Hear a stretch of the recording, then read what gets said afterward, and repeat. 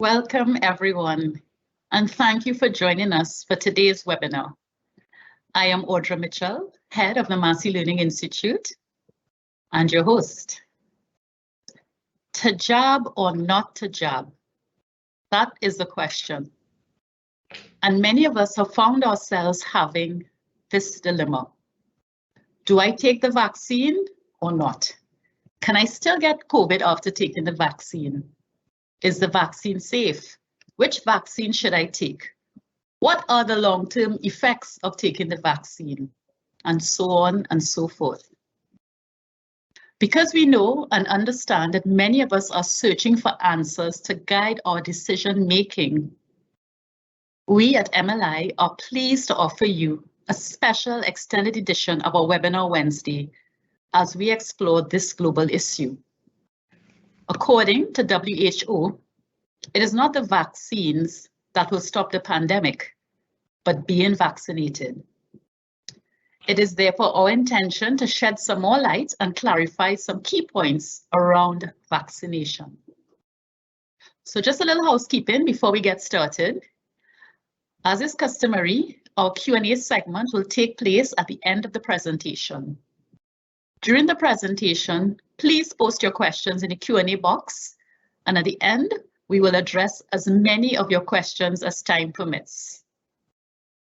If someone posts a question that is similar to what you asked, just click the thumbs up button next to that question, as this will assist us with our moderating. Please note, a recording of today's session can be accessed after, either through MLI's YouTube channel or via the Massey Connect app. To our Massey employees, if you have not downloaded the app as yet, we encourage you to do so. So now, without further ado, it is my pleasure to welcome back to our webinar Wednesday and reintroduce today's presenter, Dr. Asante Le Blanc. So Dr. Asante Le Blanc is a Cuban-born Guyanese living in Trinidad and Tobago, married and a mother of 5. She's a graduate of the University of Western Ontario, where she did her first degree. She then later graduated medical studies at ISCMH, Havana, Cuba. She is a general practitioner and has been the medical director of Victoria Clinic since 2020, and currently serves as chairperson on the board of directors of the Trinidad and Tobago Cancer Society. Dr. Le Blanc is also a medical herbalist and acupuncturist. Seeing the need for more specialists in the area of bone care, she further qualified as a clinical densitometrist. Dr. Le Blanc, we warmly welcome you and thank you for being here with us this morning. Morning, Audra. Morning, everyone. Thank you. Audra, Victoria Clinic has been around since 2009, not 2020.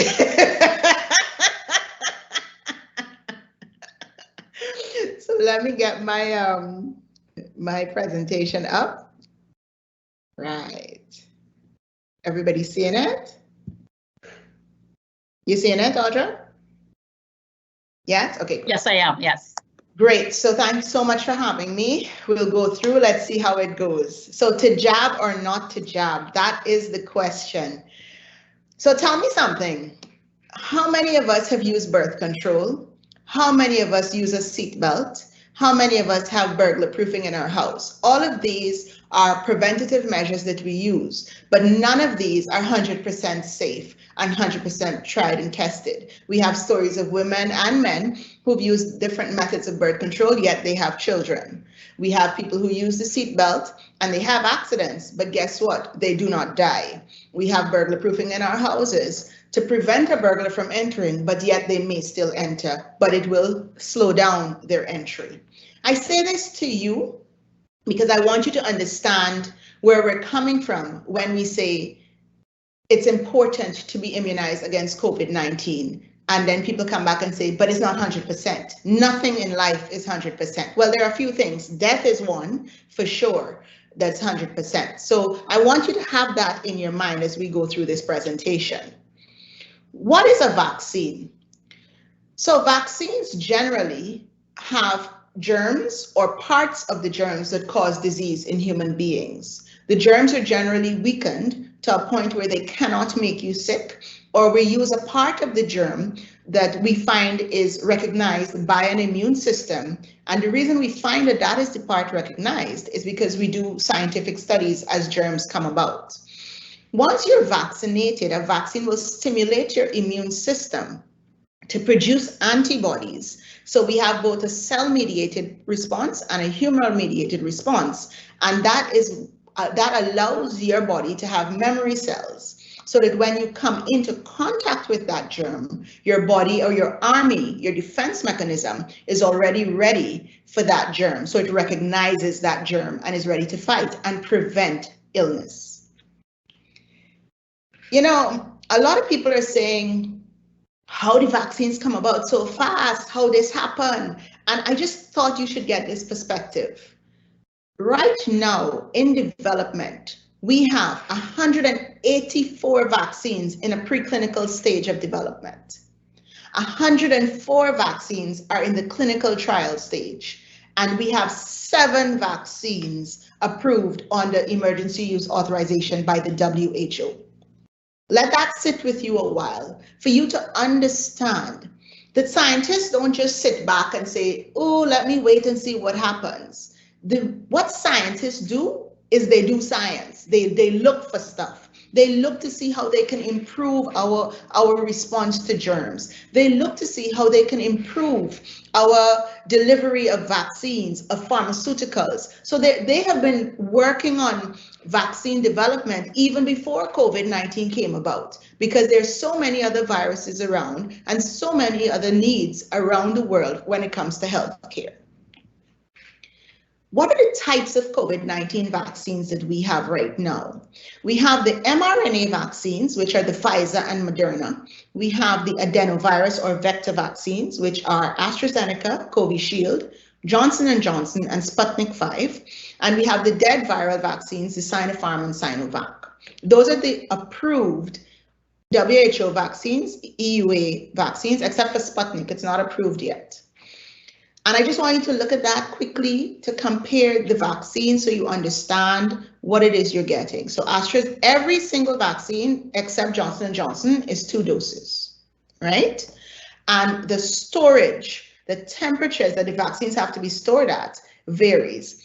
Most of them are 2 to 8 degrees Celsius, and that is a normal fridge, a vaccine fridge in a doctor's office. And then Moderna and Pfizer have to be at minus 25 to 15 and minus 80 to minus 60 degrees Celsius, and Sputnik minus 18.5 once it's in liquid form. I want you to understand that because we're looking at vaccination of the world, and we have different parts of the world that may not have electricity, may not have the ability to have freezers for subthermal temperatures. So we have to look at the world. It's not only about the developed world. Again, just comparing vaccines. My daughter asked me why I put this slide up. She thought it was too much information for you. But I wanted you to look at that slide and see that from birth, you got vaccinated. You who have children in this audience have taken your children for vaccines. You have vaccinated against whooping cough. You have vaccinated against tuberculosis. You have vaccinated against measles, mumps, German measles, tetanus, to mention a few. And I want you to understand that some of these are inactivated viral vaccines, some are live attenuated vaccines, and I wanted you to put that into perspective. Hepatitis B, for example, is a DNA vaccine, but yet people think that an RNA vaccine will change your genetic composition. But yet they were happy to take 3 doses of a hepatitis B vaccine because nobody wants hepatitis, liver cirrhosis, and cancer, and death.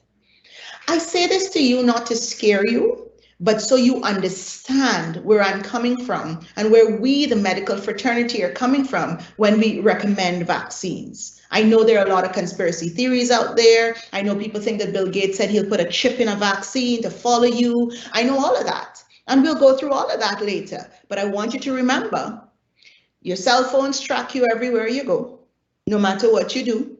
Alexa is in your home, tracking you wherever you go. You tell Alexa to play a tune, to tell you a joke, and to say goodnight, and Alexa knows what you're doing.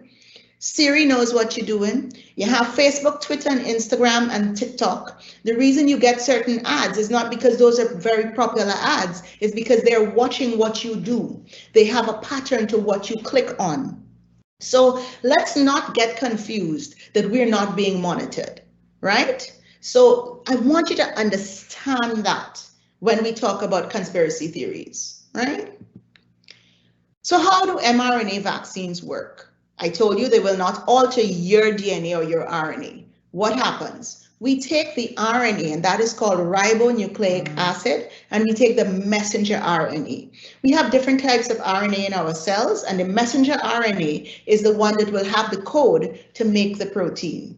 Right? In this case, we're talking about a spike protein, which is in the SARS-CoV-2 virus, which causes the COVID-19 infection. And that spike protein is what has been noted to cause to be recognized by our immune system and therefore cause the reaction in our body, and then COVID-19 infection has the signs and symptoms.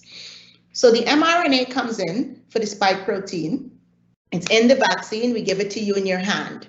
It goes into our human cells, so it goes into your hand, it's accepted by an antigen-presenting cell, and that mRNA is instructing it's in the cytoplasm, so it hasn't gone into our nucleus, and it says make spike protein. So spike protein is made. When spike protein is made, it's recognized as something different. So it's captured by our immune system because it says, hey, a foreigner just came in. And guess what? We have better border control than most countries. If you're living in the Caribbean, you understand what that means.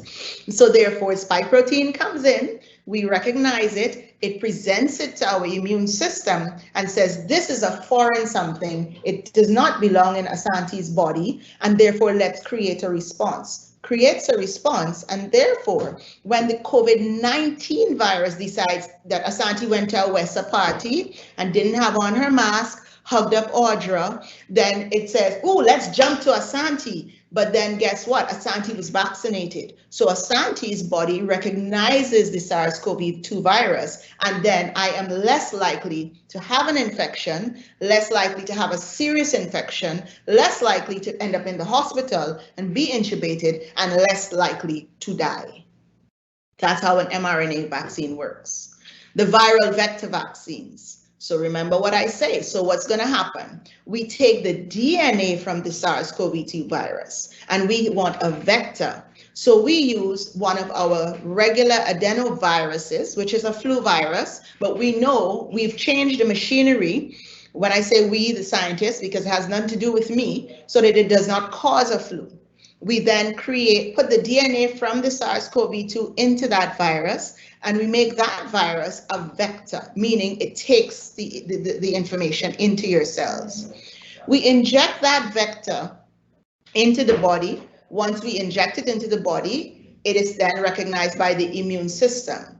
Once it goes in there, the immune system, then the cells degrade the adenovirus, the DNA is released, and then it goes from DNA to tRNA to mRNA to form the spike protein again. And then we go through the same thing. So if you look here, you will see a cytotoxic T cell, T helper cell. So this is the cell-mediated response, and this is the humoral response. I want you to remember the words memory, because memory B cell and memory T cell is important, because that indicates that every time your body comes into contact with a virus or a bacteria or a pathogen on the whole, your body forms a response and you get more and more memory.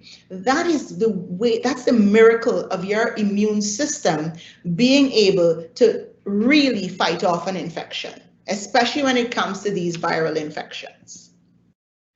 I put this up because the Sputnik vaccine is different just by a little bit. So what the Russians did is that they used one adenovirus for the first dose, and then they changed the adenovirus for the second dose.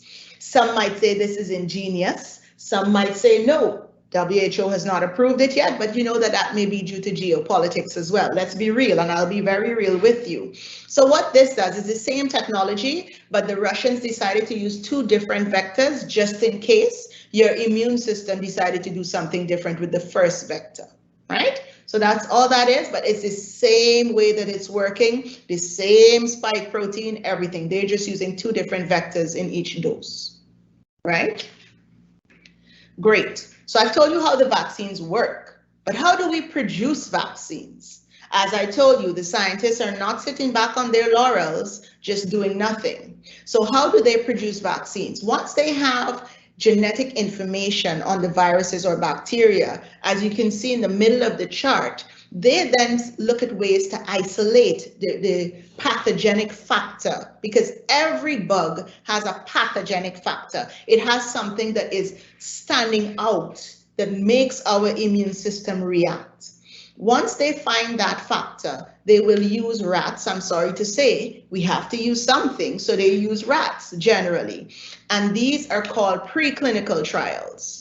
Once they have preclinical trials and they look and they study, and let me tell you, when I was in university, and I'm not that old, but I'm old enough, we used to be on that microscope counting those bugs as they went through. So preclinical trials are not just easy. They work day and night, and I'm sure you've seen it on TV, these big fume hoods and these people working and whatever. That's what they're doing. They're testing in the lab. So it's in vitro studies, not in vivo studies.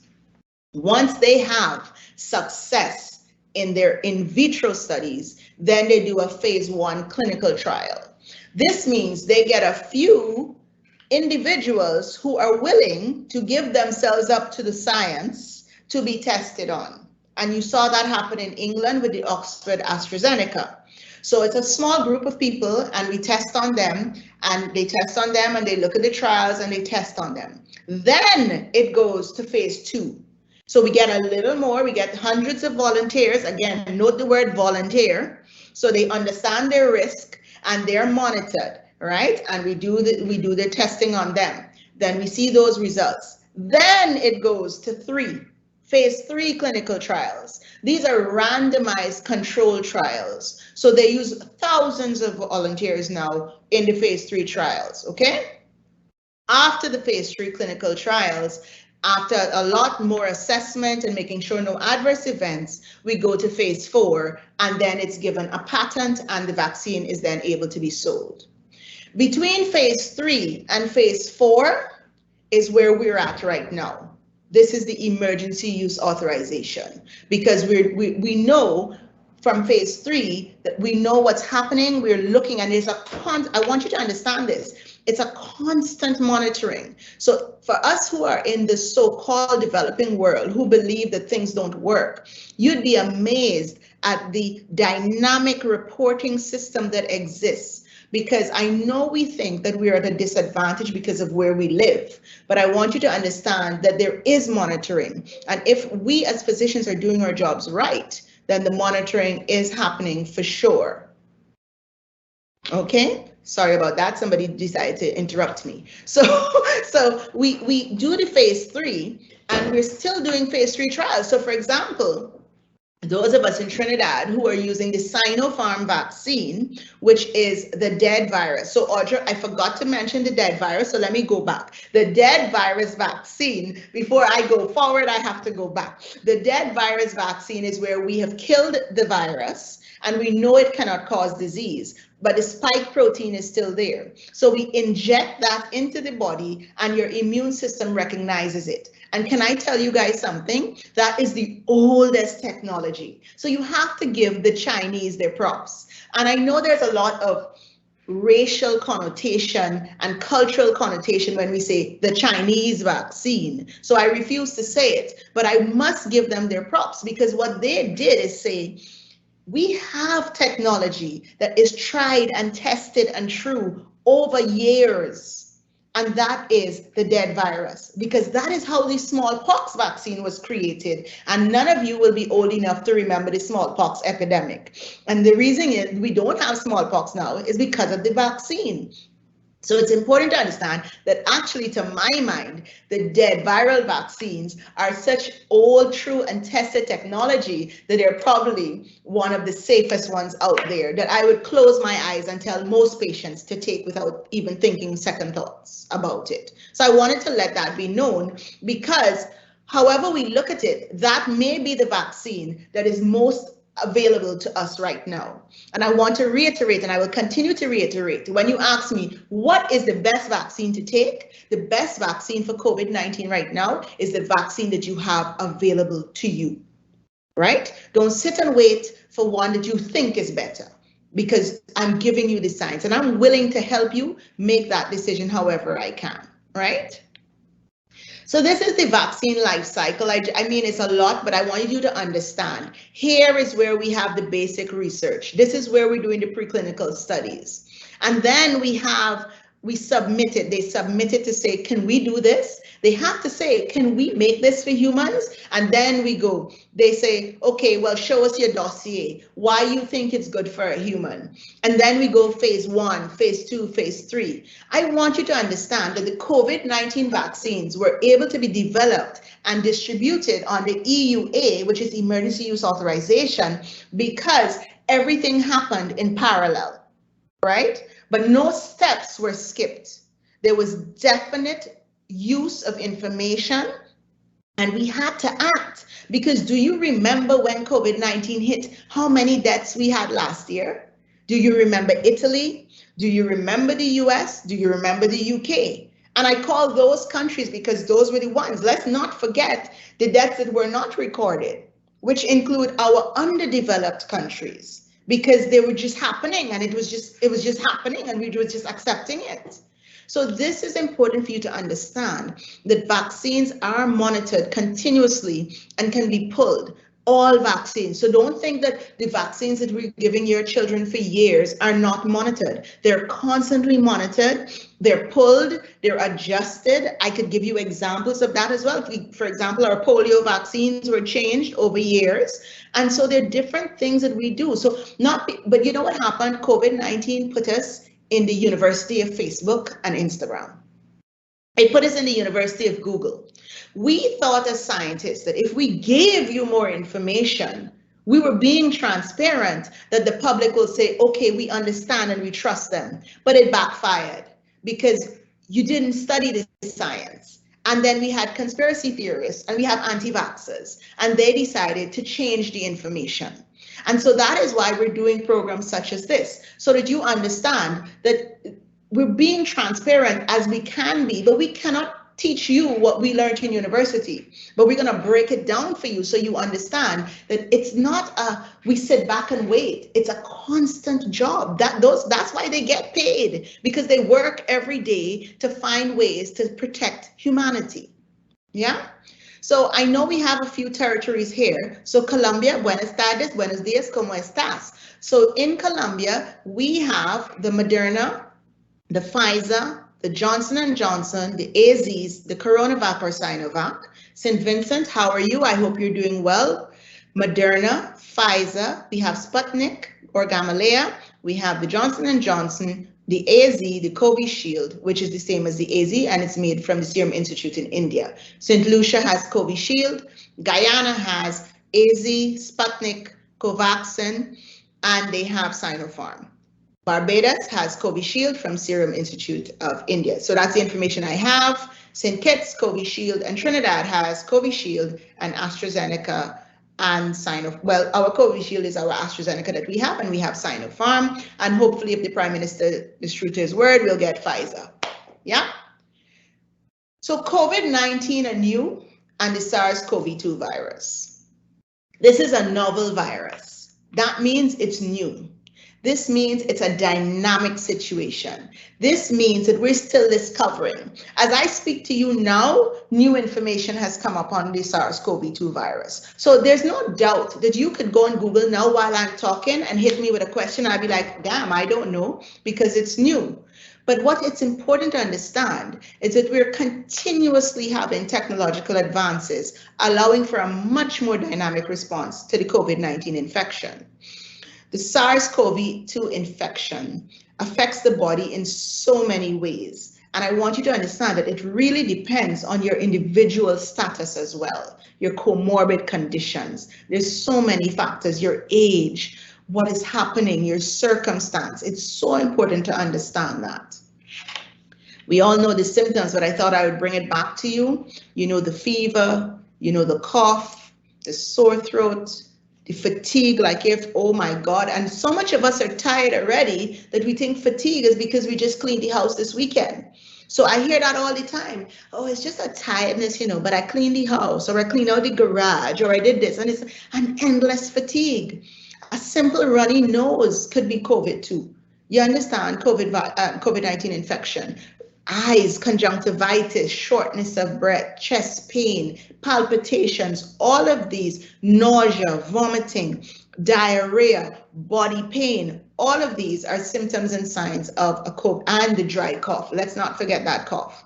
And the cough is usually dry, but if you have a secondary infection, the cough can become wet, okay? I want you to look at that.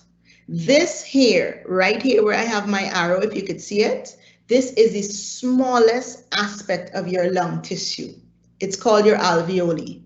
This is where the gas exchange happens. This is where you change oxygen to carbon dioxide and you're allowed to breathe properly. And guess where the SARS-CoV-2 virus going? Right there, right here.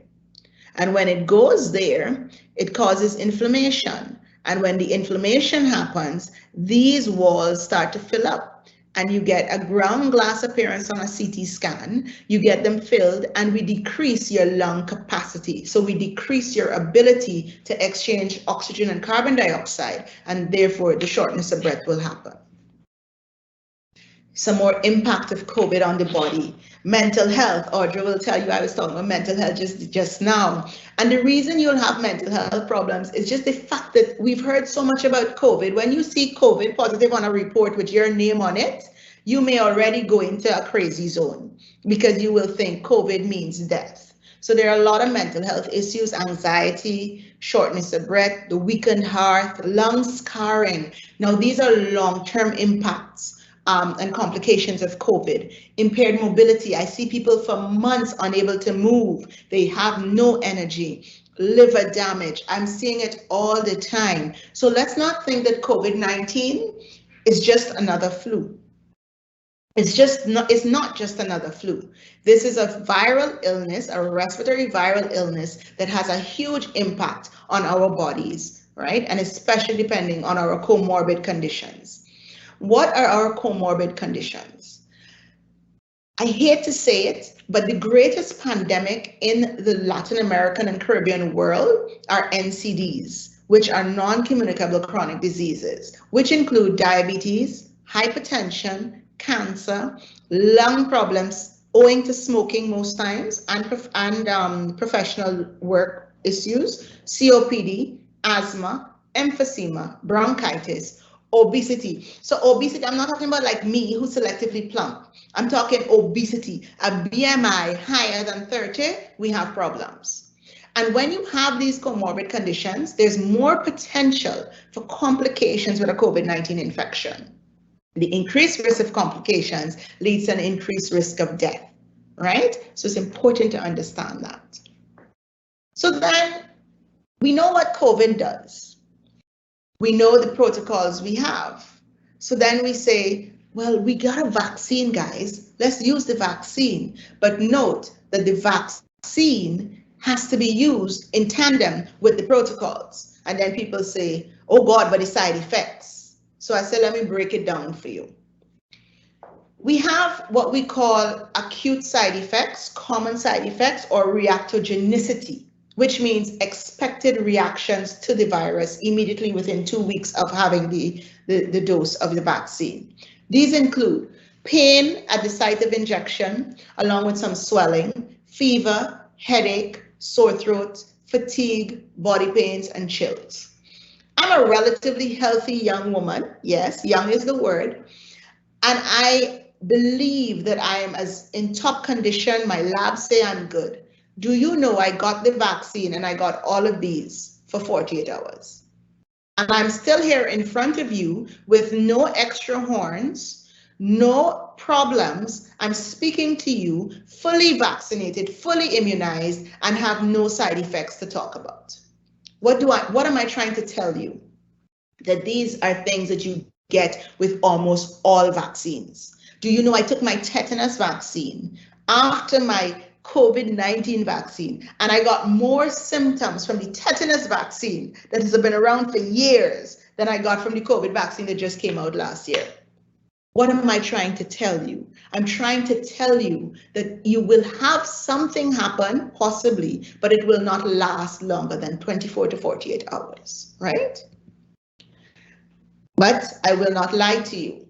We have rare adverse events of COVID-19 vaccines. We have anaphylactic shock or anaphylaxis, which is a severe allergic reaction. We have rare blood clots.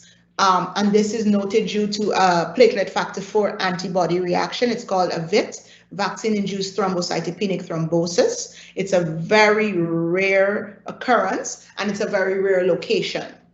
It will be in the cerebral venous sinus of the brain, so it's not the typical stroke that you will get, and the mesenteric or the bowel circulation. So it's not typical. It's not your typical pulmonary embolus. It's not your typical clot in the leg. It's none of that. It's specific and rare. Guillain-Barré syndrome is also a rare side effect, severe side effect or adverse event, myocarditis and pericarditis in young children, but they're all treatable, the myocarditis and pericarditis, treatable, and they recover completely, 100%, right? I pause here because I said, you know, let's have an examination of the percentage of deaths by COVID-19 and the percentage of deaths by a vaccine. Can I tell you, to date, we have had 4.16 million deaths worldwide within the last year from COVID-19 to date. A percentage of more than 3% or so worldwide. Vaccine deaths and vaccine adverse events. So you hear what I'm telling you? Adverse events, so not even deaths alone. Adverse events, rare adverse events and death, 0.0018%. So you tell me, which is better? A very rare event of 0.0018 or 3% of death. Both are small, but one bigger than the other. I just want you to understand that when we look at side effects and when we compare. If you're gonna compare, let's be real and let's use the information that we have, right? So you've heard us talk about herd immunity, and you say, well, what the hell is herd immunity?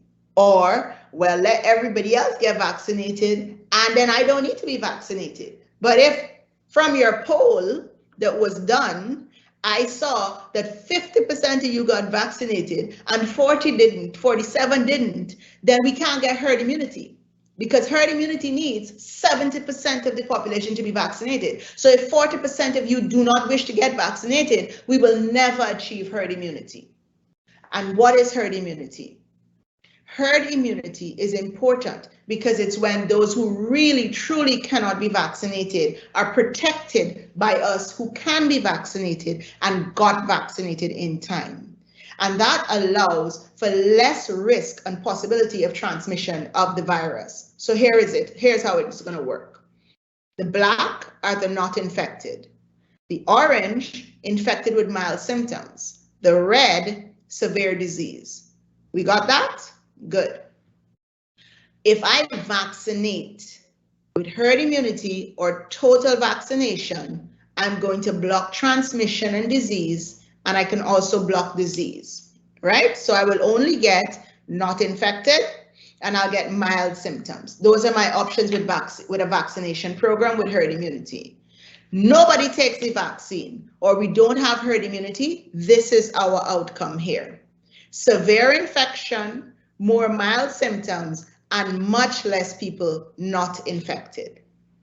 So you sit and you think about what you want to do for your tanty and your granny who can't get vaccinated in your house. You sit and think what you want to do for your young baby that can't get vaccinated because we do not have a vaccine for that baby, but the baby can get COVID-19 and the baby can die. You think about that.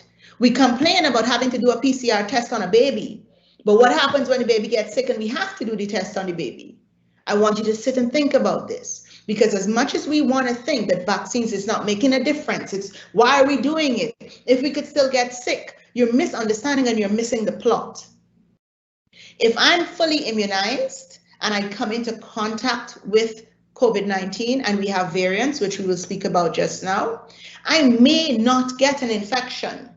The virus will hit me because there's nothing saying don't hit me. The vaccine doesn't give me this shield around me saying don't go into her respiratory tract. If I don't have on my mask, if I don't wash my hands or sanitize my hands, if I don't stay 6 feet away from people, if I don't do all of that, then the virus has a chance to come in contact with me. But I am vaccinated. I am immunized, right? Because it's now past 2 weeks of my last dose. So when the COVID-2 virus sees me, I am going to come and infect Asante, but Asante has memory cells. So my memory cells are going to try and clear you. I may have a high viral load because I decided to break all protocols. And so the vaccine and my memory cells didn't clear me fast enough, but my infection will not be severe.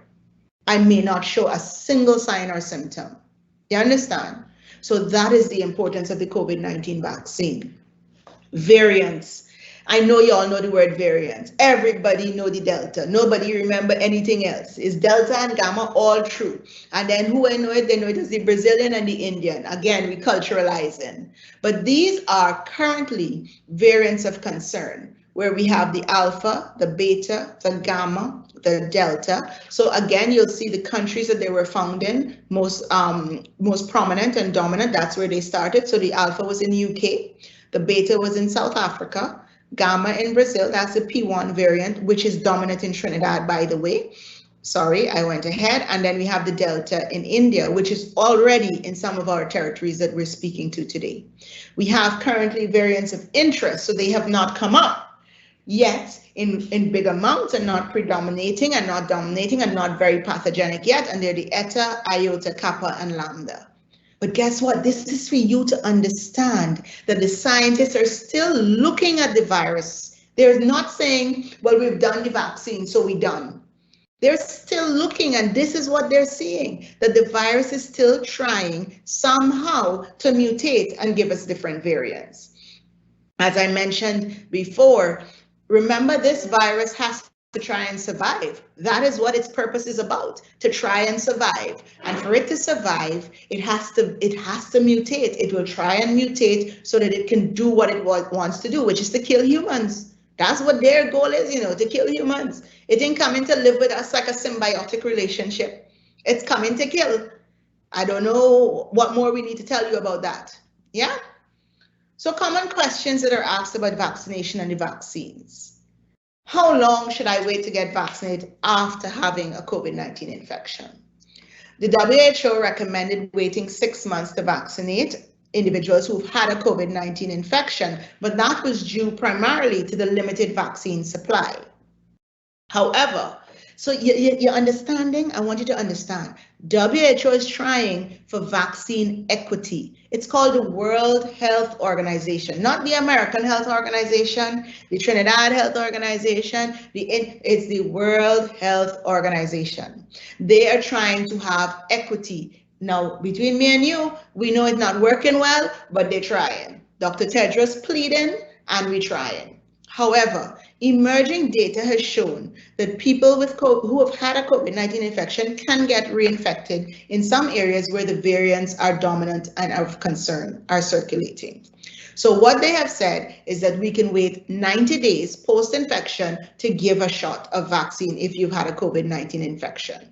That's because as well, that's the prime time or optimum time that your antibodies are there. So it's important to understand your natural immunity to the COVID-19 virus up to now, based on research, is not lifelong.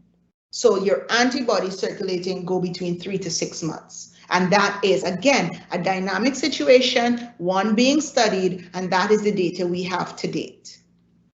Can breastfeeding moms, I should put moms, get vaccinated? Yes. Hallelujah, you can get vaccinated, therefore giving passive immunity to your breastfeeding infant.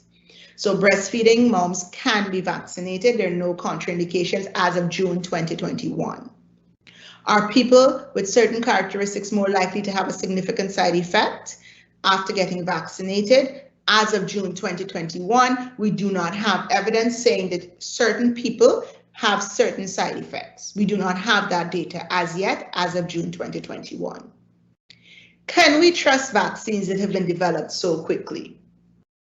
Well, the amount of talk I talked just now, if you don't know the answer to that question, you weren't listening to me, but I will still give you the answer again.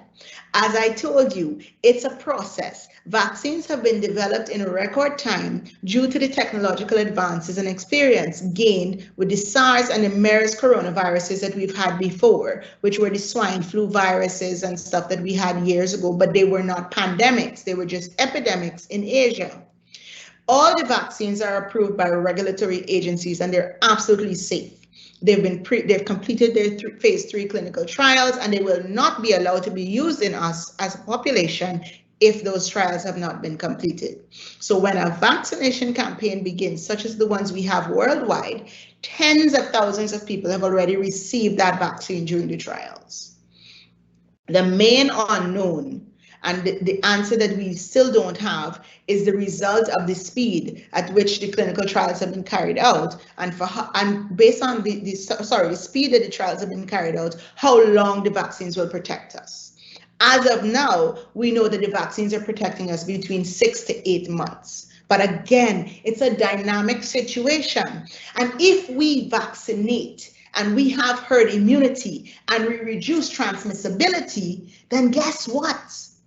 We will have less need for a vaccine because we would have prevented transmission and bad illness, which is what I demonstrated before. So we need to vaccinate. We need herd immunity because we only see in 6 to 8 months. So that means a booster shot if we don't have herd immunity. So we have to do what we can to protect the human race, to get back to some sense of normalcy. Can you imagine we're in the Caribbean in summer and we cannot touch a beach? We're in the Caribbean in the summer and we cannot fly to Miami, to Walmart easily without worrying that we might die? We're in the Caribbean in the summer and we have no tourism. Our economies are severely damaged. And Massey, you know that, right? So we have to understand that. And this is why we're trying to break it down and debunk the myths for you. Are the side effects stronger after the second dose? So it depends on the vaccine. With the AstraZeneca, the side effects are stronger after the first dose and not so much after the second dose. And the older people hardly had any side effects. And these are the reactogenicity effects we're talking about. With the mRNA vaccines, we saw that the reactogenicity effects were stronger after the second dose versus the first dose, right? I told you already how long the side effects take to appear. Usually, the reactogenicity effects will appear within 24 hours. My body seemed to be different. I got mine in 7 to 8 hours. But, you know, I live to tell the tale. But anaphylaxis will occur within 15 to 30 minutes of the shot. So that is why we have the observation time. Because within that time period, we see if you're having trouble breathing, you're having a rash on your body, anything different. So we treat the anaphylaxis at the vaccination site, right? Are you fully vaccinated? I just put that slide there for fun because I know some of y'all are not fully vaccinated. And we've spoken about all of this and why you need to be fully vaccinated. Debunking myths. So these are myths that I found. Again, my daughter said I did plagiarism, but you could see where I got it from. So I'm not really plagiarizing. So the myth. You can get the COVID-19 from receiving the vaccine. I have displayed to you how the vaccines work. None of it can give you the COVID-19 infection. The fact is you do not get it from the vaccine, you get it from doing the things you're not supposed to do, coming in contact with COVID-19. That is how you get infected, not from the vaccine. Myth, you already had COVID-19, so you don't need the vaccine. I've explained that to you already. If I need to do that again, we'll do it again.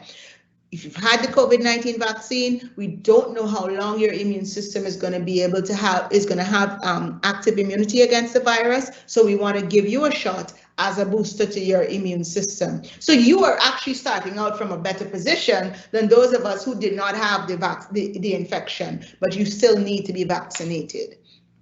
the COVID-19 vaccines can have severe side effects. Again, that's a myth. The fact is, and I've told you, we have the reactogenicity events, and then the severe adverse events is 0.0018% in the population.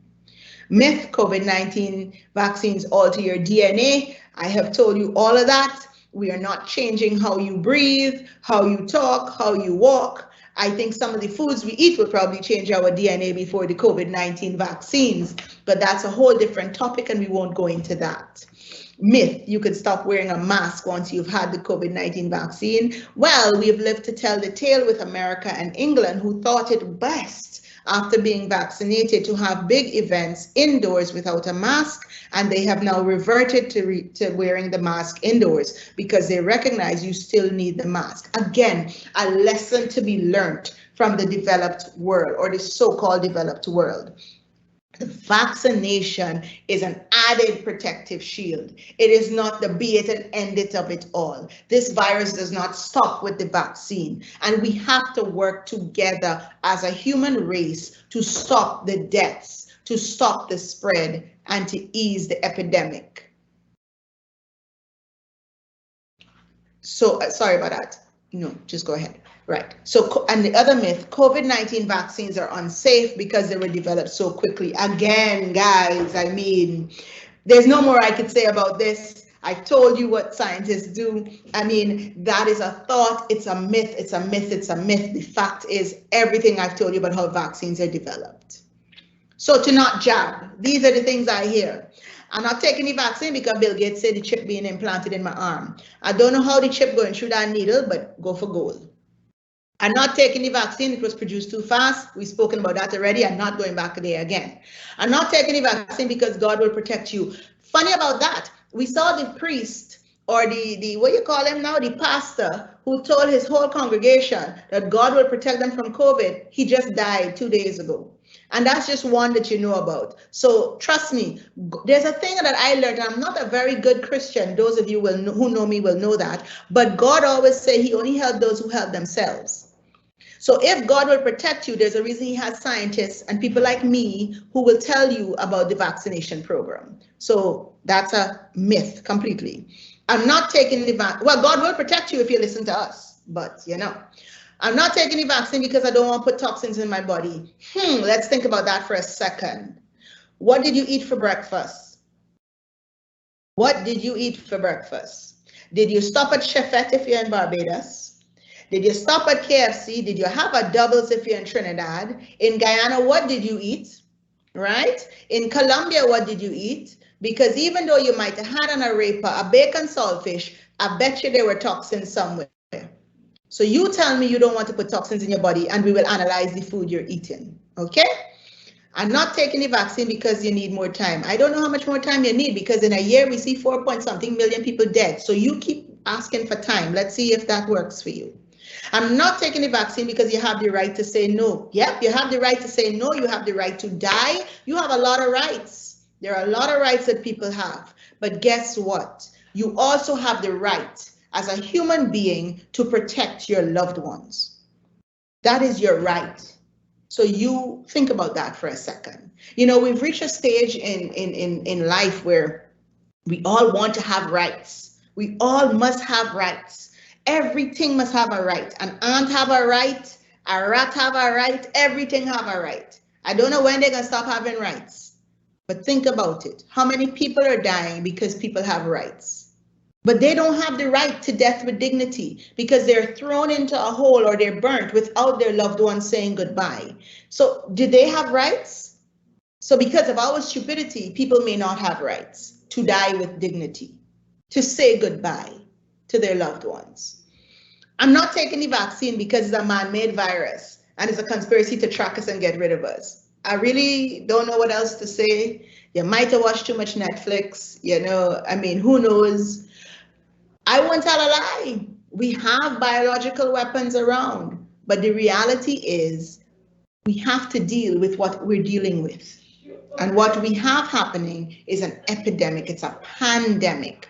It's every corner of the world. There is no part of this world that can say they are safe. So we have to do something. I'm not taking the virus because COVID is not real. I don't know what else to say. So if you think COVID not real, all I could say is to God be the glory, because we know COVID is real. Everybody knows somebody who died from COVID. Yeah? To jab. COVID can kill me, so I need to take the vaccine. Definitely. To jab. I need to protect my children and my parents who cannot take the vaccine through herd immunity. To jab. The vaccine helps to prevent hospitalization and death by COVID-19 infection and complications. To jab. The vaccine will protect my loved ones. To jab. Vaccination means some sort of return to normalcy as a human race. It may be different, but it's a return to a gathering of at least 5 people. It's a return to sharing a drink, not through Zoom or Teams or YouTube. It's a return to not being on a screen and damaging your eyesight. It's a return to having better spinal health because I'm not always typing. It's a return to limits of my work time and my personal time, because now everybody accesses me whenever they feel like, because the world is now virtual and thinks I should answer at any given time because my boss thinks that I'm awake because I'm home. So what's the difference? It's a return to limits. It's a return to self-care. It's a return to normalcy and to healthier people. So you tell me why you should not take that vaccine. So who should get vaccinated? As of now, everybody from 18 years and up should get vaccinated. Pfizer is available for 12 years and up, especially those with comorbid conditions. As I mentioned before, you need to get vaccinated. Who should not get vaccinated? Because I know you're going to tell me this, so hear it. If you have a severe allergy to components of the vaccine, so polyethylene glycol is a major component in some, and there's one called polysorbate. So I decided to look for those because you're going to tell me, well, where the hell are those? So get this, if you had constipation and you used any laxative and you didn't die from that, you're not allergic to polyethylene glycol. If you're using lipstick like Audra and makeup and all kinds of things, you're not allergic to polysorbate. So what does that tell you? It's a very rare amount of people who can't take the vaccine because they're allergic to the components. If you've had a history of severe anaphylaxis or allergic reactions to vaccines, then you have to be monitored and we have to determine that. We had a cancer patient who was allergic to everything under the sun. She took Sinopharm and she's alive. No anaphylactic shock. So I just want you to let that sink in.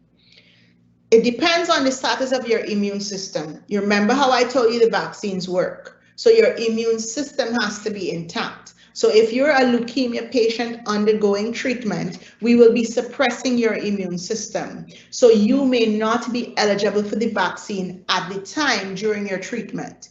Anytime we're depressing your immune system actively, there may be a concern because remember, we're not allowing your immune system to work as it should.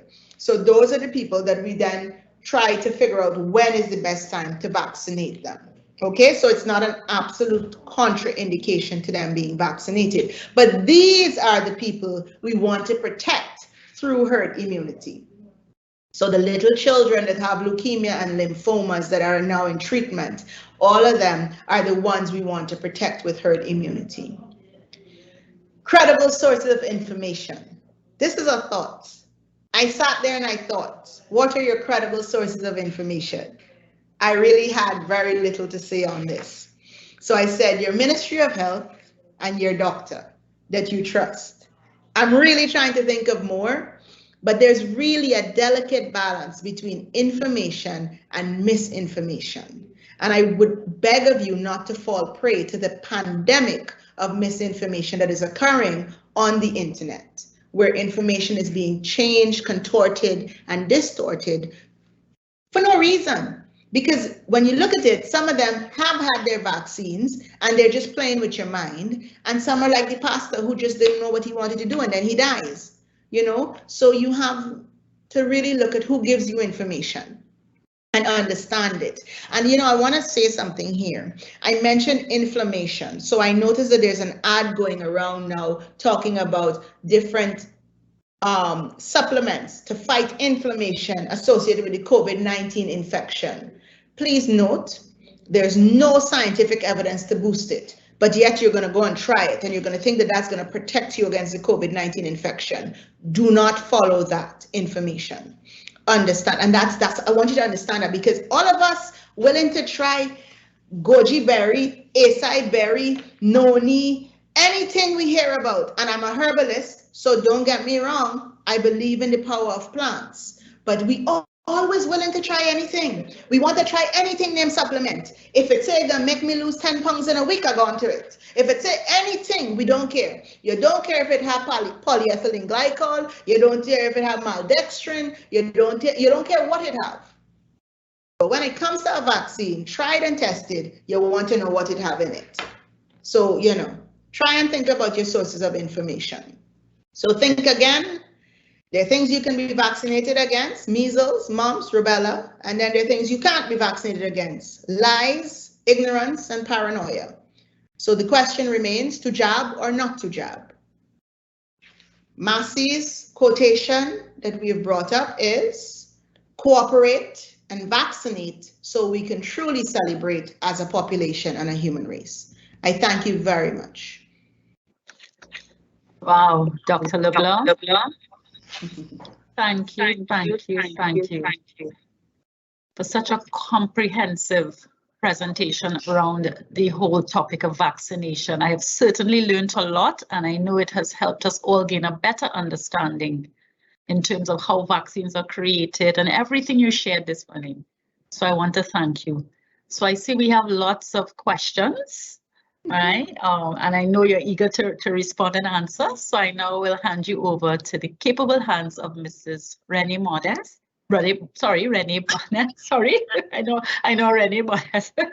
Renee Barnett, who will be facilitating moderating our Q&A session. Renee. Good morning, everyone. Thank you so much. Thanks, Audra. Thank you, Dr. LeBlanc.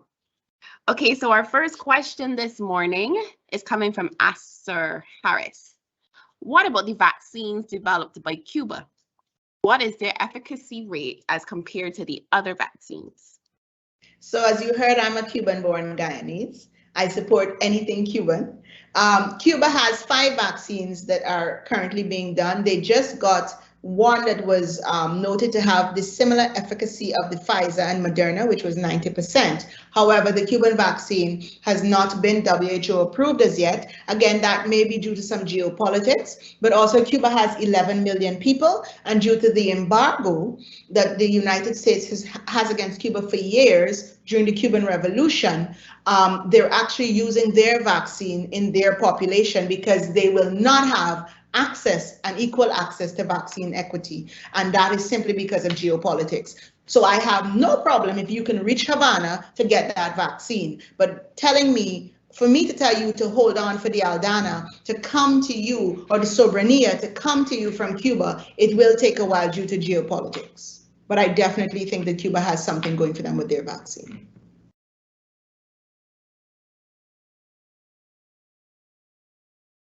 All right, thank you. Moving on to our question from Christina. Now, I know you mentioned this earlier, but for those persons who might have missed it, this is her question. For persons who tested positive for COVID-19 earlier in the year, what is the recommended timeline for vaccination? Is it 3 or 6 months after receiving a negative response? Correct. So this is 3 months as of now. It used to be 6 months owing to vaccine accessibility and a limited supply of vaccine. But as of now, we're saying 3 months because we're seeing more and more the variants of concern in our territories. So it's 3 months.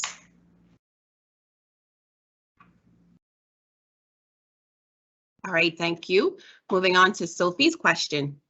Do you think Canada's position might change regarding their non-acceptance of the Sinopharm vaccine for entry to Canada? Sophie, can I ask you a question? Do you really need to go to Canada right now, or do you need to save your life? I mean, let's put it into perspective. Are you being vaccinated so you can travel to Canada, or are you being vaccinated to save your life?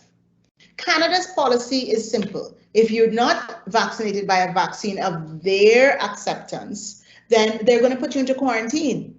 In any case, if you're traveling now in COVID times, be prepared to travel for at least 6 weeks, because you don't know what's going to happen. You don't know if you're going to get a COVID-19 infection. So what difference does it make? Now, if Trudeau wakes up tomorrow and says, I think I'm going to change it, then are you going to get vaccinated? Do you realize that after you still have to get 2 shots and wait 2 weeks before you're fully immunized for Trudeau to take you into Canada? Meanwhile, you're sitting here possibly getting infected by COVID-19 and dying. So you weigh that, because it really makes no difference and no sense to me for us to be sitting in the Caribbean thinking, what will the US or Canada accept? Are we going to get there? We have to do what we have to do. And the vaccine available to us right now is what is in your territory. We have to immunize. We have to protect. Our healthcare systems cannot take much more of this. So we have to make conscious decisions. And to answer your question, I'm not part of the Canadian government, so I don't know when they'll change their position. Sorry. All right, thank you so much. Okay, before we move on to the next questions, I will just read Sophie's comment. I wish that I could walk around with that slide on the COVID effects on our lungs so that people could give me my space. In Trinidad, it is really a challenge at stores and supermarkets, despite floor markers and signage. Sophie, that is where I don't give a damn what people think when I say, yo, back it up, because I ain't getting COVID from you.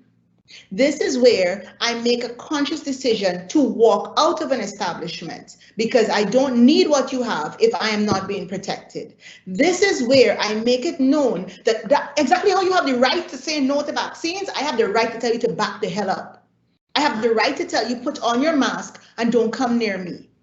You understand? So this is where instead of us fighting about the right to vaccinate, we need to fight for the right for our space. We need to fight to protect one another. We need to educate that the mask under your nose doesn't mean you're masked. The mask that you're constantly touching and then coming to touch me, don't do it.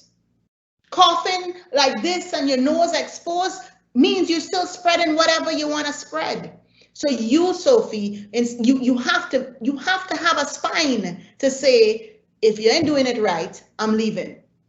I tell people all the time, I'm in Massy stores, and if you're too close to me, could you back it up? Could you not come so close to me? And if you have a problem with me, I don't give a shit, because when you in the hospital, I'm fine, sorry, Audra. When you're in the hospital, I'll be home. You understand? So we have to nicely say it.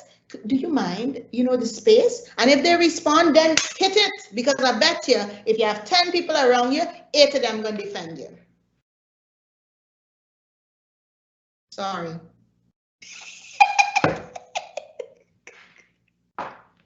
Well, thank you for that.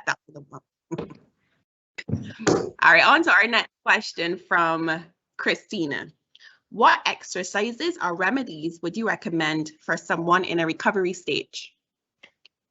Right, for COVID-19. So anybody who has spoken to me during the COVID-19 epidemic, the COVID-19 case management in Massy, I always tell you from the minute you're diagnosed with COVID-19 or you have symptoms to always use warm liquids. So ginger, fever grass, zebra peak if you're in Trinidad, the tick leaf thyme in Guyana and Trinidad, which is the Spanish thyme, they call it in Trinidad. Using those herbs along with cinnamon in teas, not using cold foods, not using cold liquids, wrapping your neck, using red lavender on your back, your neck, and your chest to help with the coughing. Using nourishing foods, because you lose your taste and smell, you lose your appetite. So making sure that you have foods such as fish broth with nice, good snapper and kingfish, local fish. You're hearing the words I'm using, so I'm not telling you go and get salmon that did not grow in the Caribbean. I'm asking you to use fish that we have in our waters. I'm asking to use dal, which is things that are, for all of us of West Indian origin, dal is an amazing, nourishing, detoxing food. For the Indians out there who know about it, khichdi is amazing, and you could teach your African friends how to make khichdi.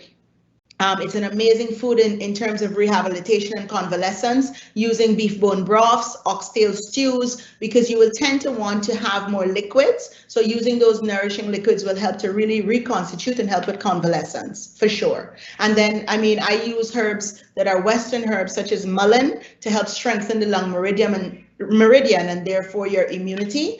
And I make different formulas, bone set, I make different formulas that will help you, but it really depends on what you're feeling. And of course, there are lung exercises. If you've come out of the hospital, we tend to give you the machine to help you with the breathing, and also practicing good deep breathing. So breathing with your diaphragm and not breathing superficially as I am right now, because I'm nervous and doing the presentation. So breathing through your diaphragm. So that's where you breathe in and your belly pops out. You know, all of us who like to pull in our stomachs, and breathing out and letting your navel go literally to your spine, and really giving that lung exercise. So those are the things I recommend, along with yoga, taking it slowly, but nourishing foods, keeping your neck covered, not using the AC, definitely in convalescence, definitely.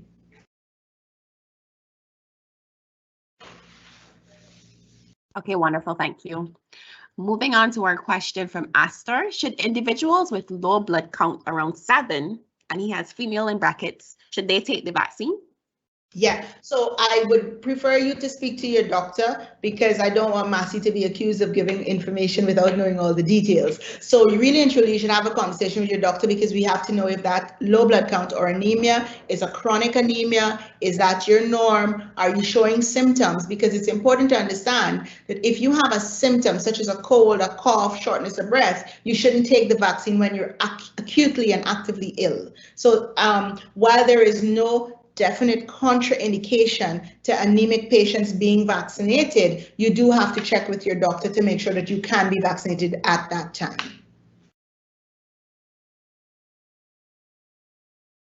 All right, thank you. Our next question is from an anonymous person. Is it true that one of the ingredients of the COVID vaccine is an aborted fetus? No, not. So who's aborted fetus? Like, where are we finding all the aborted fetuses to make the vaccine? No, I'm sorry, no. As of now, no. The vaccine components do not include aborted fetuses. Where are we checking the aborted fetuses? Okay, thank you. Our next question is from Allison Leacock. My question is twofold. Number one, to what do you attribute this COVID vaccine hesitation in the Caribbean that has historically led the world in managing diseases through vaccines? And number two, what do you think is missing from the vaccine public information and education initiatives? We could be here all night with that question. But to be very honest, I think the vaccine hesitancy is because a lot of it is unknown. It is new to us, and we're living in a fear. We have a pandemic of fear right now because we're afraid of death. We're afraid of that. We're seeing, I mean, you're literally seeing families wiped out in days by COVID-19. So I think the hesitancy is because we then depended on the information from the developed world, as we always do in the Caribbean. And the information coming out of the developed world was mixed. It was very mixed messages. And therefore the anti-vaxxers hit us, and we just didn't know what to do. I think a lot of our vaccine hesitancy as well is because I don't think we thought that COVID-19 would actually come to us. I think we thought that it was just a them problem. It wasn't an us problem. So it was, you know, I think it's a matter of culture. It's a matter of our mindset and where we were and are at this time. I think I'm seeing it change. I want to see it change. But I think a lot of it has to do with misinformation, the pandemic of misinformation, accessibility to false information on the internet. And this is where programs like this come about, for you to have the ability. And I would like to remind you that you have an email, and Audra and Renee can share it with you, with which you send vaccine questions into Massey, and I'm the person that will answer them for you as well. So you have, you can't complain about being misinformed. You can get it live and direct, and I will be very honest with you. If I don't know, I will find that information for you. So I think our vaccine hesitancy in the Caribbean was a lot of misinformation. And also, I want us as Caribbean and Latin American people to understand that we are still facing vaccine inequity. We basically suffered vaccine and are suffering vaccine inequity. So it was made out to be as though our governments were inept and inefficient. But the governments did not have money. They went through the COVAX facility, and the COVAX facility failed us. And that is the plain truth. And so then they had to find other avenues. I'm not a politician. You may know my name and you know where I come from, and you know that my family is into politics, but I am not a politician. I do believe that there's a mix of events, and we now have to just get over it as a people, and we have to take charge of where we want to be as a Caribbean and Latin American people. Thank you so much. Moving on to our comment here from Aster. I had an adverse reaction 24 hours after taking the Sinopharm vaccine, bleeding from the gut, but there seemed to be hesitation from the medical practitioners in acknowledging that event. I still went for my second shot because I did the risk review with my doctors. I had simple nausea on the second shot, but I prepared my body before the second shot. So Asta, I think what is important for you to understand is that, and this has happened to many of my patients, where they've had an event happen after the shot, but after it has to be reported, first of all, to a reporting system, and it has to be really investigated to see if it was definitely confirmed related to the vaccine. So it may have been coincidental, and I'm so happy you got the second shot and saw that you did not bleed again, and that was proof that you may have been different. I can't tell you what happened. You know, so many things could have happened, and it wasn't just the shot. So, you know, I'm just happy for you to know that you got the second shot. I'm proud of you. I applaud you. And I want everyone to know that there is a reporting system and doctors have to use it. We're supposed to report anything that we suspect, and then it's investigated, and we then report it to WHO. Okay, great. Thank you. Our next question. So even if you are vaccinated, does the virus stay in your system the same length of time as opposed to if you are unvaccinated? Oh, okay. So if you're vaccinated and immunized and you come into contact with the virus, your body will tend to clear that infection. So you may not show up as detected and positive. If there's too much viral load and you do get the infection and have mild symptoms of the infection, more than likely it will be for a shorter time because your immune system will be working feverishly to clear the infection.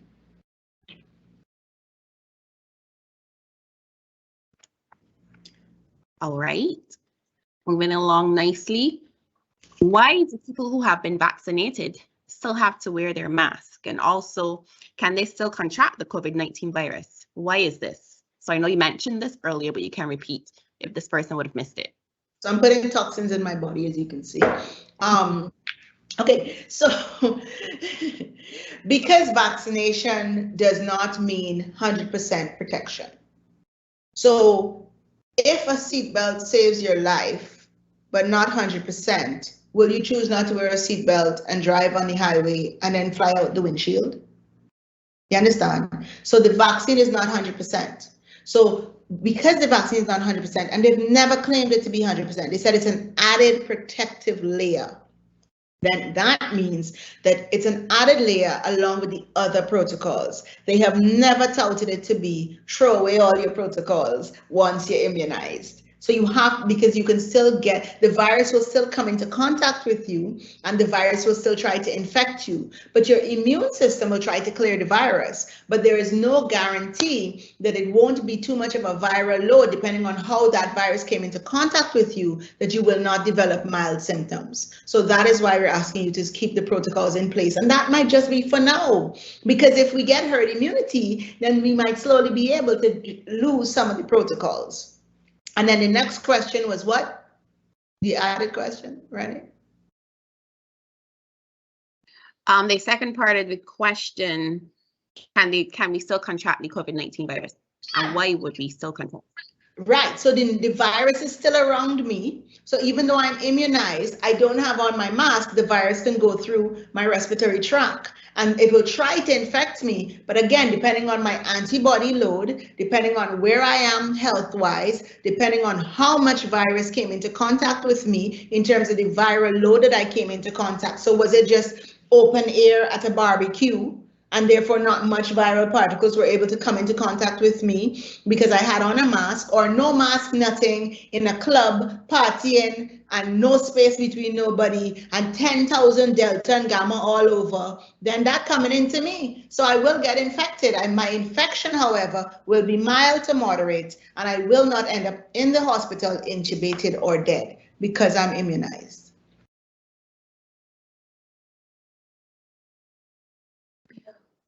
All righty, moving along nicely as the questions are pouring in. How can we say the vaccines are safe when there is no knowledge of the medium to long-term effects of the vaccine? Okay, so what are we going to do then? Are we going to just wait? So I'm trying to understand the question because I've explained to you preclinical trials, phase 1 trials, phase 2 trials, phase 3 trials. So I can tell you that the vaccines are safe now. And I did tell you it's a dynamic response. But can I ask you something? When you took your tuberculosis vaccine, how much years ago, how did you know the vaccine was safe?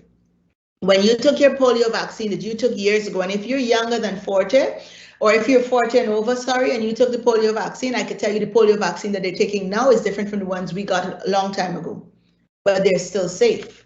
We change, ladies and gentlemen, everything changes. So if you consider to sit back and you're waiting for some miracle to tell you that it's 100% safe, you will get nowhere. But can I tell you what's definite? COVID-19 is still here. COVID-19 can kill you. The variants are coming and we're going to die. That's what I can tell you. I'm telling you 3% chance of dying, 0.0018% of dying from a vaccine. What are we talking about? So I don't know how else to explain the safety. And trust me, I get it. Trust me, I am a herbalist. I am somebody who watches before I give medication to patients. We look at what it can do to patients. But you don't think about using an iPhone 12? How do you know the iPhone 12 is safe? How come that ain't giving you brain waves and brain cancer? How that's safe? Huh? You don't think about using a new computer, MacBook, Teams, Beams, all kind of thing. The earphones that in your ears 10,000 times. What are you doing to your eardrum? Nobody thinks about that. What about the food we eat? We all want blueberries, strawberries, and this and that and whatever. And we don't think about what it's doing to us. We're not eating our green fig. So when do we make a decision about what is safe? Yeah? How do we make a decision? Because you're fine to eat ice cream. Do you know what's in ice cream? It's not just milk and fruit because they have to preserve it. So read that label. Read that label and see what's in the ice cream. It's no longer what Tante used to make with the churn and the ice and the salt and churning with just the soursop and the milk and the sugar that came from Barbados or Guyana. No. It's changed. So read the label, right? We all want microwave foods. What is in it? Look at it. You want a tin of milk. It ain't coming from the cow no more. So it didn't come from the cow, other to you in the churn to your step. It coming in a box that on the shelf that don't go in the fridge, that have how much months of expiration, but you buy it easy because it's safe, right? So let's put things into perspective about safety, please. That's all I have to say, Rani, on that. Thank you very much. All right, moving on to our next one. Are the viral vector and inactivated type vaccines a lot better than the mRNA type vaccine? The best vaccine is the one that you have available to you, right? The viral vector vaccines, the dead viral vaccines, I told you, is the oldest technology. So for me to say one is better than the other, it's based on efficacy and efficiency. It won't be based on a side effect profile. Yeah, but the best vaccine is the one you have close to you. Okay, great. Comment coming in from Christina. Not a question, but great presentation as always, Dr. LeBlanc. Would love if this presentation can be shared. I hear they're sharing it, and so my cousin can get shared too.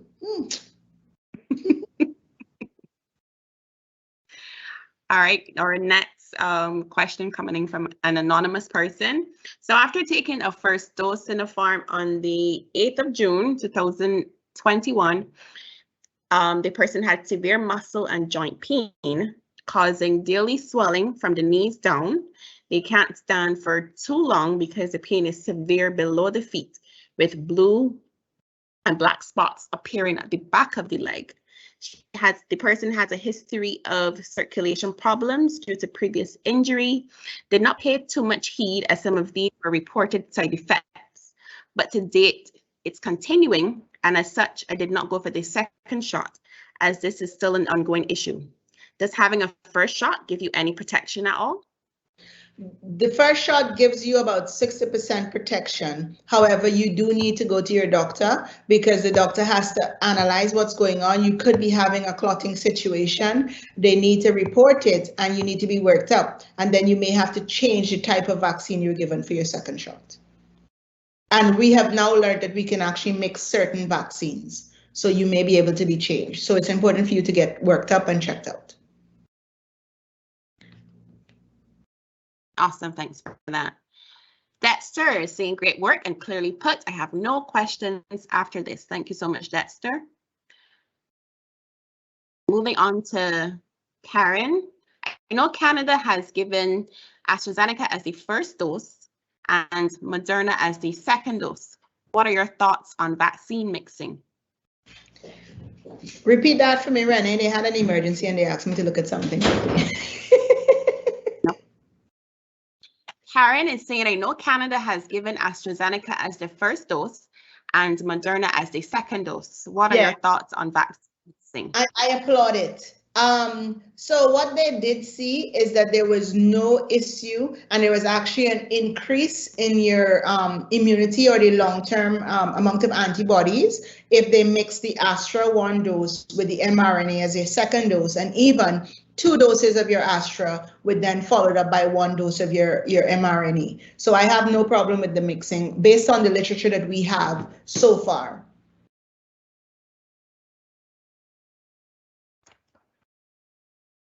All right, coming down the line. The British government has decided not to inoculate most children and teenagers against COVID-19 until more safety data on the vaccines become available. Do you support this? Not really. So the data has come out, the data, I promised myself to speak properly. So the data has come out in terms of immunizing children in many studies from 12 and up with the mRNA vaccines. The reality is that that sector of our population have to socialize. It helps them in terms of their growth and development. It's important for them as young people. So I have teenagers and I'm willing to vaccinate my teenagers. Again, the data that we have supports that they can be vaccinated. It helps them. They form a part of the population worldwide. And if we can protect them, then we have to, because them getting the virus, we see the MIS-C as a complication in the younger population. And I want you to understand, a COVID-19 infection can give you clots. It can give you multiple clots. You can lose your legs. You can lose parts of your toes because of clots, because of the COVID-19 infection. You can have excessive inflammation because of COVID-19 infection. You can have so many complications. So I definitely support inoculating our younger teenage population.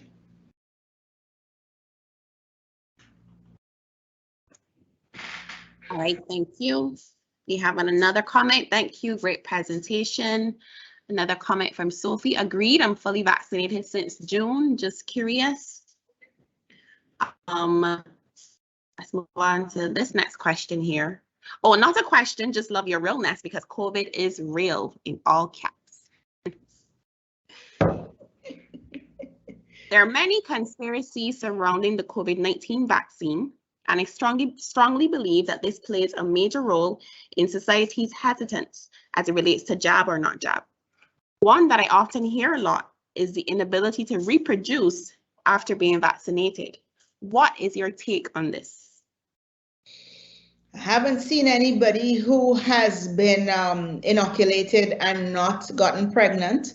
I can tell you that when the vaccines first came out, they did recommend that women who were considering IVF and getting pregnant at that time, because of the little that we knew about the vaccines at that time, that they not be inoculated.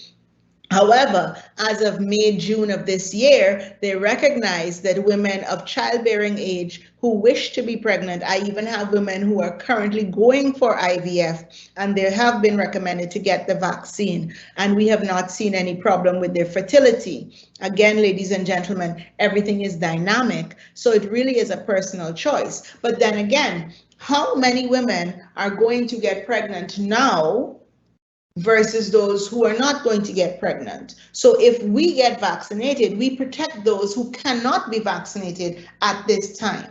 So again, we're back to herd immunity. You understand? Because it's 70% of the population, because you don't have 70% of the world wanting to get pregnant now, right? So that small subset is protected if we vaccinate. So it really is a personal choice.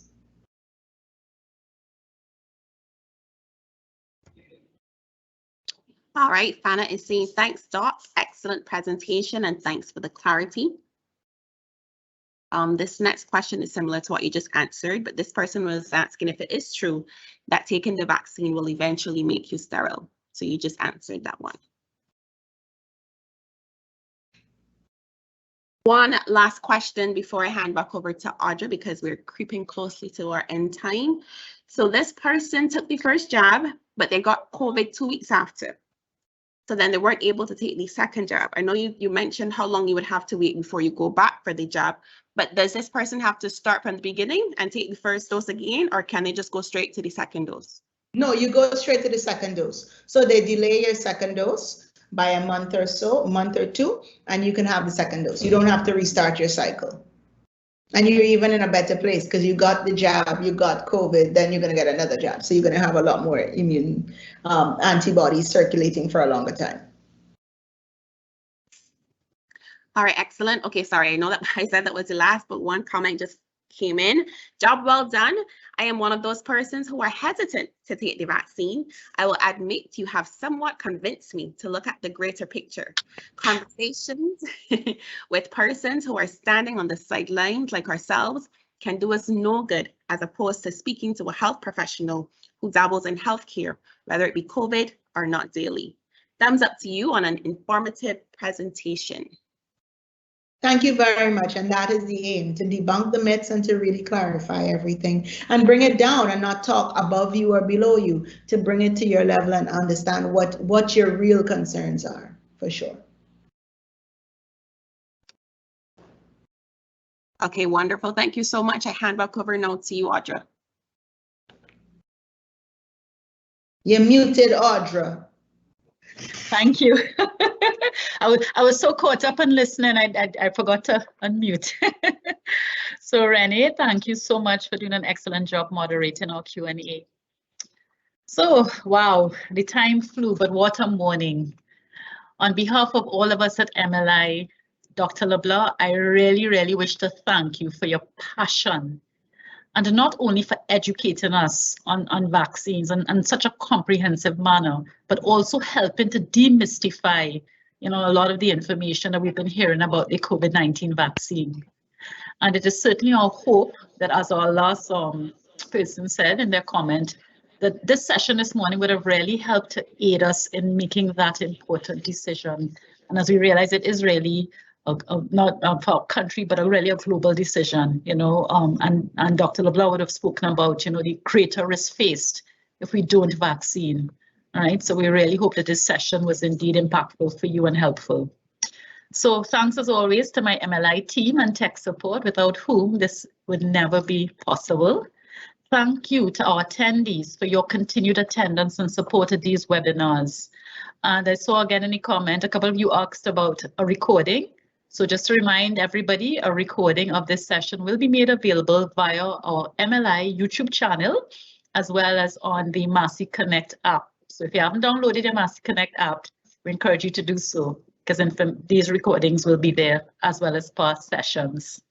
So also note, for the month of August, there will be no webinars. So that's why we wanted to end on a bang, and you got this special extended edition. So we'll be taking a little leave, but we're going to be back again in September. So look out for advertisements about our upcoming webinars. Our programs will continue to run, so we encourage you to sign up. And we want to, as we go, remember, keep safe and keep leveling up. You know, knowledge is key, right? So we thank you again for staying the time, being here this morning, for actively participating. May you and your families keep safe and keep well. Until we see you again for our next Level Up webinar Wednesday, going to be in September. Take care. Bye, everybody.